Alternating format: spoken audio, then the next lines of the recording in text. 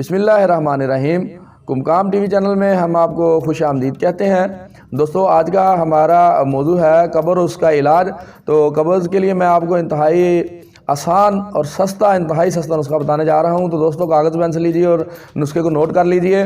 آپ نے کرنا کیا ہے کہ 1 تولہ مستگی رومی لینی ہے، اور 1 تولہ آپ نے مصبر سیاہ لینا ہے، اور 1 تولہ ریمند سارا لینا ہے۔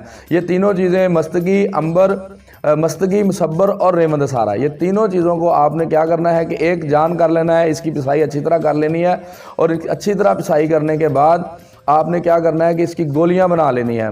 تو اس میں مستگی پہلے ہی ہے، جس کی وجہ سے یہ جو آپ رگڑائی کریں گے تو پہلے ایک قوام سا بن جائے گا۔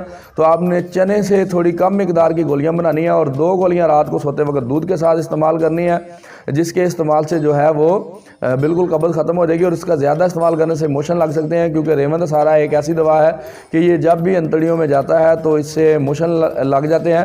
تو ظاہر ہے کہ تھوڑی مقدار میں لیں گے تو یہ انتڑیوں کو استراحت پیدا کرتے ہوئے آپ کا فضلہ بآسانی خارج کر دے گا۔ اور آپ نے مصبر کو کیا کرنا ہے کہ مصبر کو آپ نے سیب کا ایک ٹکڑا لینا ہے، اس سیب کے ٹکڑے کے اندر ایک سوراخ کرنا ہے، سوراخ کے اندر مصبر رکھ کے اوپر سے تھوڑا سا آٹا لگا کے آپ اس کو 2 سے 3 منٹ صرف تندور میں لٹکا دیں، یا آپ اس کو اچھی طرح سے ہیٹ دے دیں جس سے جو ہے وہ سیب جل جائے۔ اب اس کے اندر سے جب آپ مصبر نکالیں گے تو مصبر کا تشویہ ہو چکا ہوگا، مصبر کے جو مضر اثرات ہیں وہ ختم ہو چکے ہوں گے۔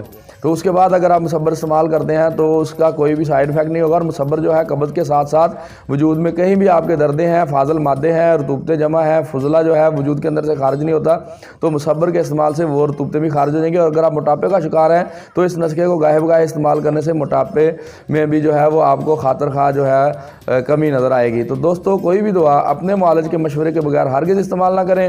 نئی ویڈیو تک کے لیے ڈاکٹر راجہ ابو کمکام جنجوا کو اجازت دیجیے۔ تب تک کے لیے اللہ حافظ۔